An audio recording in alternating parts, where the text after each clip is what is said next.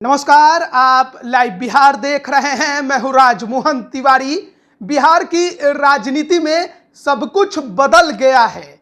नीतीश कुमार ने बीजेपी को वो झटका दिया जिससे अभी तक वो उबर नहीं पाई और उबरने के लिए अब उसने एक साथी की तलाश शुरू कर दी है।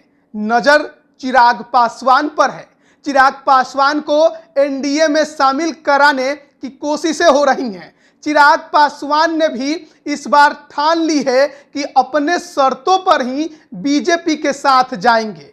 पिछले कई वर्षों से बिहार की सत्ता पर काबिज रही बीजेपी नीतीश कुमार की चाल को समझ ही नहीं पाई और हुआ कुछ यूं कि सत्ता से बेदखल हो गई। लेकिन सत्ता से बेदखल होने के बाद चिराग पासवान पर बीजेपी ने डोरे डालने शुरू कर दिए और कोशिश ये रही कि बहुमत परीक्षण से पहले चिराग पासवान को बीजेपी अपने साथ एनडीए में शामिल करा ले। लेकिन अब चिराग पासवान ने भी ठान लिया है कि जब तक उनकी बातों को नहीं माना जाएगा वो बीजेपी के साथ नहीं जाएंगे। आपको मालूम है बिहार की राजनीति किस कदर है। जाति पर आधारित राजनीति होती है तो यहाँ पर वोट शेयर के आधार पर गठबंधन भी होते हैं और चिराग पासवान के पास बिहार की राजनीति में 6% वोट तो एकदम एकमुश्त नजर आते हैं। ऐसे में बीजेपी किसी तरह से इस कोशिश में जुटी है कि चिराग पासवान को अपने साथ लाया जाए। लेकिन चिराग पासवान जो कि 2014 से लगातार नरेंद्र मोदी के साथ थे, उनको अपना राम बताते थे, खुद को हनुमान कहते थे, लेकिन क्या हुआ उनके साथ?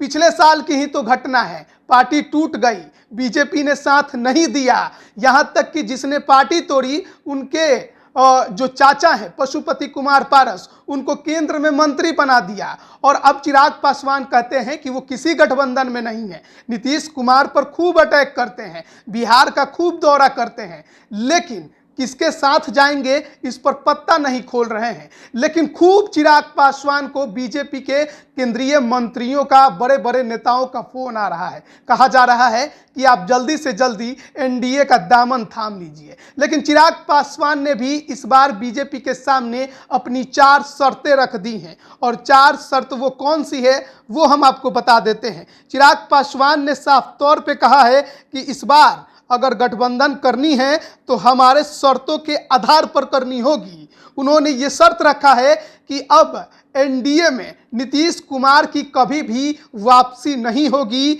ये वादा करना होगा। 2024 में होने वाले लोकसभा चुनाव का टिकट अभी ही फाइनल हो जाए तभी गठबंधन किया जा सकता है। तीसरा है वर्तमान केंद्र सरकार की कैबिनेट में जगह दी जाए, यानी कि चिराग पासवान को मंत्री बनाया जाए। और फिर गठबंधन में चिराग पासवान तभी शामिल होंगे जब केंद्रीय मंत्री और चिराग के चाचा पशुपति कुमार पारस अपनी पार्टी समेत एनडीए से बाहर कर दिए जाएंगे।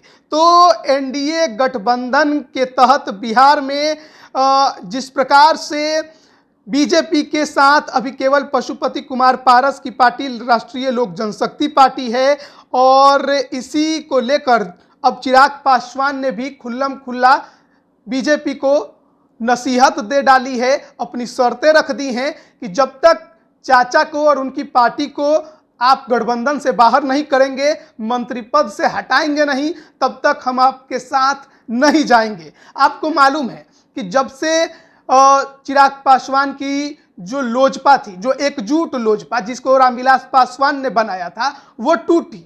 उसके बाद से ही लगातार चिराग पासवान बिहार के दौरे पर रहे, हर जिले का भ्रमण करते रहे और ये नजर आया कि जो कोर वोटर रामविलास पासवान का था यानी लोजपा का था, वो चिराग पासवान के साथ नजर आ रहा है। ऐसे में पशुपति कुमार पारस को अपने साथ रखने से बीजेपी को कुछ खास फायदा आगे के चुनावों में नहीं होने वाला है और इसी वजह से अब चिराग पासवान पर बीजेपी ने डोरे डालने शुरू कर दिए हैं। और चिराग पासवान ने भी कह दिया है कि हमारी ये 4 शर्तें हैं, पूरा करेंगे तो आपके साथ आएंगे, वरना हम आगे की अपनी राजनीति और रणनीति बनाते रहेंगे। अब बीजेपी क्या करेगी? बिहार में तो अकेले हो गई है। पहले नीतीश कुमार भी साथ थे, हिंदुस्तानी आवाम मोर्चा भी साथ थी, कभी मुकेश सहनी भी साथ हुआ करते थे, लेकिन आज क्या हो गया? आज तो पूरी तरह से अकेले हो गई बिहार की राजनीति में। और ऐसे में चिराग पासवान का साथ बीजेपी को चाहिए। और बीजेपी के जिन जिन मंत्रियों ने चिराग पासवान से बात की है, जिन बड़े नेताओं ने बात की है, उनका कहना है कि ठीक है, चिराग पासवान की जो भी शर्तें हैं वो गृह मंत्री और बीजेपी के पूर्व राष्ट्रीय अध्यक्ष अमित शाह के सामने रखा जाएगा। क्या निर्णय लेना है ये तो वही फैसला करेंगे। लेकिन अब बीजेपी कहीं ना कहीं एक साथी की तलाश में है। मुकेश सहनी तो पहले ही अलग हो चुके हैं, नीतीश कुमार के साथ नजर आते हैं। चिराग किसके साथ जाएंगे, क्या करेंगे, ये देखने वाली बात होगी। क्या बीजेपी उनकी शर्तों को मानेगी या नहीं मानेगी? इसी पर अब बिहार की राजनीति का आगे का जो पड़ाव है वो टिका हुआ है।